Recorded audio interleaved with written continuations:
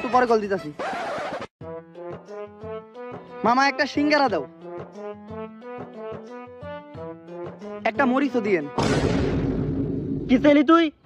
আরে সিঙ্গারা খামু, লগে একটা মরিচও দিয়েন।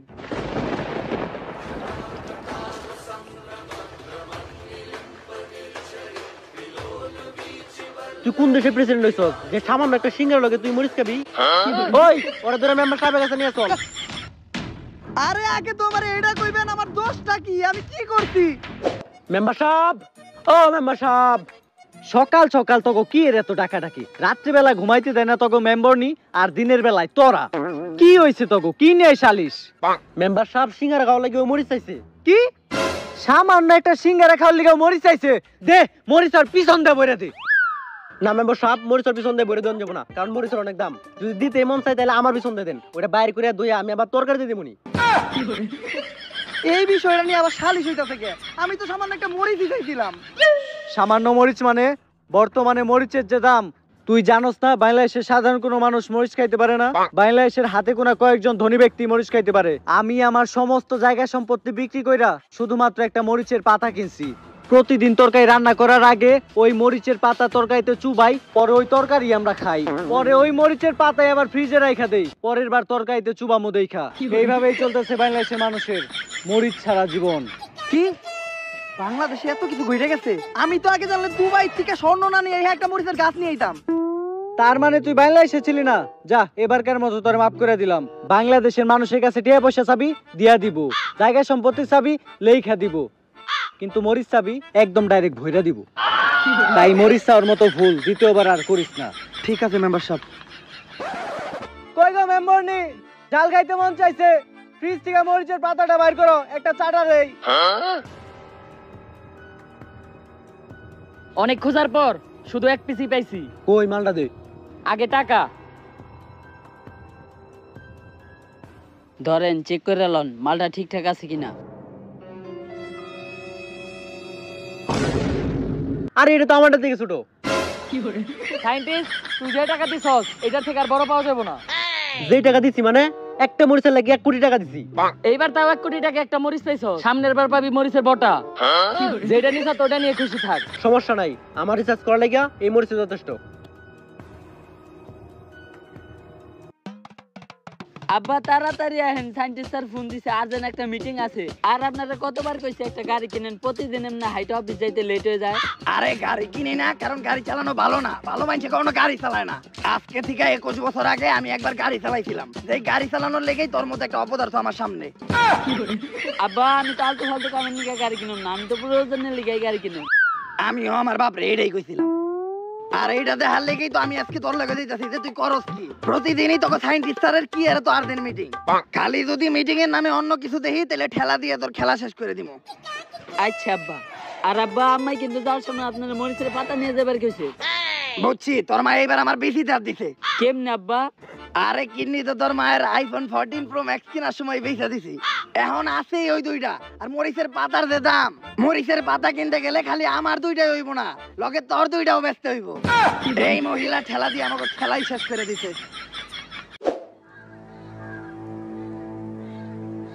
সায়েন্টিস্ট স্যার, আপনি আপনার ল্যাব বাদ দাম করে জঙ্গলে ডাকলেন কেন? এটাও আমার আরেকটা ল্যাব, যেটার কথা আমি স্যার আর কেউ জানে না। আর আজকে তোর একটা ইম্পর্টেন্ট জিনিস দেখামু।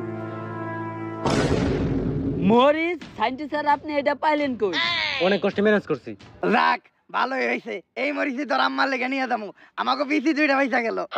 এই মরিচ খাওয়া লাগে না, এটা দিয়ে আমি একটা রিসার্চ করতেছি। ল্যাবের ভিতরে আই, তোর একটা জিনিস দেখাই।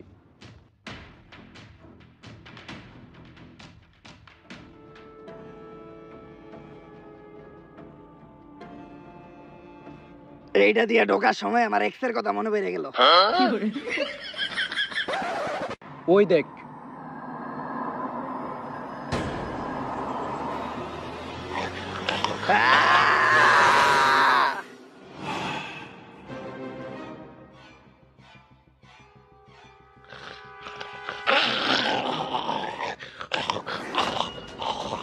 সায়েন্টিস্ট এটা কি আছিল? ভয় পাওয়ার কিছু নাই, এটা আমার বউ। আরে ভয় তো আমি পাই নাই, ভয় আমার পোলা পাইছে। ছিলাম তো আপনি দিছিলেন।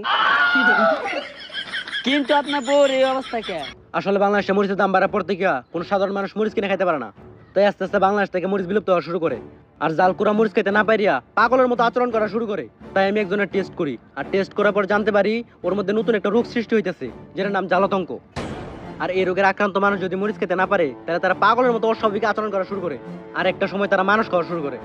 সায়েন্টিস্ট স্যার এটার কোনো মেডিসিন নাই? আমি অনেক রিসার্চ করছি, আর সবশেষে যেটা জানতে পারলাম এই রোগের মেডিসিন হলো শুধুমাত্র মরিচ। আব্বা, আম্মাও তো অনেক জাল খায়, তাইলে তো আম্মাও এই রোগে আক্রান্ত হইব। আলহামদুলিল্লাহ, আল্লাহ তোমার কাছে কত দোয়া করছি।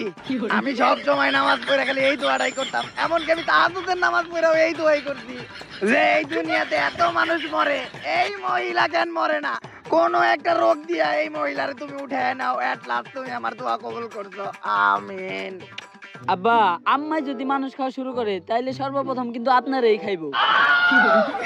সায়েন্টিস্ট এমনি হোক এই রোগের যে কোনো একটা ব্যবস্থা করতে হইব, কিন্তু মরিচের যে দাম, বাংলাদেশে মরিচ কোনে পামু? আমার লাইব্রেরিতে একটা বই আছে, যেটা 1 বছর আগে মাইকেল দুধসূদন দত্ত লিখে গেছিল। এটা মাইকেল দুধসূদন দত্তের সেই বই। এই বই একটা গ্রামের নাম লেখা আছে, যে গ্রামের মাটিতে শুধুমাত্র মরিচের চাষ হয়। তাইলে তো ভালোই, আমরা ওই গ্রামের মানুষের লগে কথা কই, কথাবার্তা কই, ওই গ্রাম থেকেই মরিচ আনাই। কিন্তু একটা সমস্যা আছে, ওই গ্রামের মানুষ শাকসবজি খায় না। তাইলে তো আরো ভালো, ওরা শাকসবজি খায় না মানে ওরা মরিচও খায় না। অগো গাছ থেকে মরিচ আনবো, আমাকে টাকাও দেওয়া লাগবো না। আরে ওরা সবাই আদমখোর, ওরা মানুষ খায়। আর এই বইটা যে লিখছে সে নিজে ওদের থেকে বাঁচতে পারে নাই, তাই এই বইটা অসম্পূর্ণ রয়ে গেছে। ওই গ্রামে যাওয়ার রাস্তা তো ঠিকই লিখছে, কিন্তু আসার রাস্তা লিখতে পারে নাই। কিন্তু ওই গ্রাম সম্পর্কে সবকিছু এই বই লেখা আছে, পড়ে দেখেন। আজ থেকে 1 বছর আগে দুধসূদন দত্ত স্বপ্নে দেখে যে 1 বছর পর মরিচের দাম অনেক বাইরে যাইব। আর ওই স্বপ্নে দুধসূদন দত্ত একটা গ্রামও দেখে, যে গ্রামটা অনেক আজব, আর ওই গ্রামে শুধু মরিচেরই চাষ হয়। তাই দুধসূদন দত্ত ওই গ্রামের ব্যাপারে আরো জানতে ওই গ্রামে চলে যায়। ভাইয়া, আমি আপনাকে ওই ঝালগ্রামের একজনের খুঁজতেছিলাম। আসলে আমি এই গ্রামে নতুন তো, তাই আমি একটা বই লিখবো। ঝাল লেগে এমন একজন মানুষের আমার দরকার ছিল যে এই গ্রাম সম্বন্ধে খুব ভালোভাবেই জানে। ও, এর লেগে তো আপনার কারণ আগে এই গ্রামে দিই নাই। মাইসেলফ দুধসূদন দত্ত, নাম করা কবি। কবি কি? বইয়ে থাকে না কবিতা, ওই কবিতারই কবি আমি। বই কি? আরে পড়ালেখা করে না বই দিয়া। পড়ালেখা কি? বুঝছি, এই গ্রামে এখনো শিক্ষিত হইতে পারে নাই। এই গ্রামের প্রত্যেকটা মানুষ এক একটা ফুল। ফুল আছে, আমার গ্রামে অনেক ফুল আছে। আরে ফুল মানে বোকা, গাধা। গাঁদা ফুল আছে। এই অশিক্ষিত লোকের কথা দিয়ে লাভ নাই। আসলে আমি শুনছি যে এই গ্রামে নাকি খালি মরিচেরই চাষ হয়, কিন্তু এই গ্রামের মানুষ নাকি শাকসবজি সহ মরিচটাও খায় না। তাহলে এই গ্রামের মানুষ কি খায়, কিভাবে জীবন যাপন করে, কই ঘুমায়, কই থাকে, এইটা নিয়েই আমি একটা বই লিখতাছি। তাই তোমার আমার এই পুরো গ্রামটা ঘুরাই দেখাইতে হইব। চলো আমার তোমার গ্রামটা ঘুরে দেখাও। তার আগে যে কাজটা করতে চাইছিলাম এই কাজটা করে আহি। কি কাজ? একটু হাগমু। হাগমু কি? ওফ, ডিসগাস্টিং গ্রামের মানুষ। হাগমু না প্রিয়, ওইটারে পায়খানা করমু বলতে শিখে। আচ্ছা এইটাও লেখালাই, গ্রামের মানুষ পায়খানারে হাগা বলে, আর ওরা এরকম একটা সস্তা টিনের রুমে পায়খানা করে। আচ্ছা আমি আগায় গ্রামটা দেখতে থাকি, তুমি তোমার হাগা শেষ হইলে, সরি পায়খানা শেষ হইলে আসো।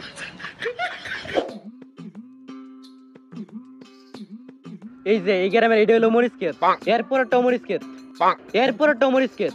বুঝছি, তারপরে একটা মরিচ ক্ষেত। মরিচ ক্ষেত ছাড়া কি আর কিছু এই গ্রামে আছে? না, কারণ এই পুরা গ্রামে চাষ হয়ে গেলি মরিচ। কারণ আপনারা দুজন লোকে লোকে পরিচয় করে দিই।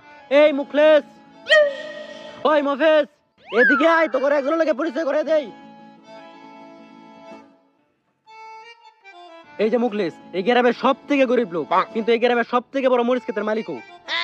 আজ থেকে 1 বছর পর যখন মরিচের দাম বাড়বো, তখন ওই বাংলাদেশের সবচেয়ে ধনী লোক হইব। আর এই যে মফিজ, এই গ্রামের সব থেকে বড় লোক।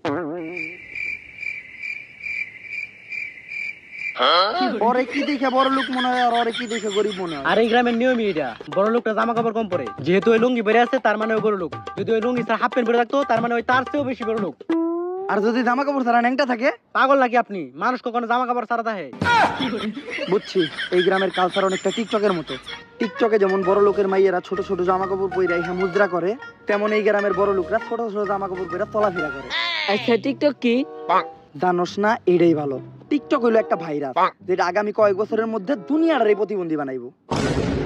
আচ্ছা চলেন আমরা যাই পূজার ব্যবস্থা করি।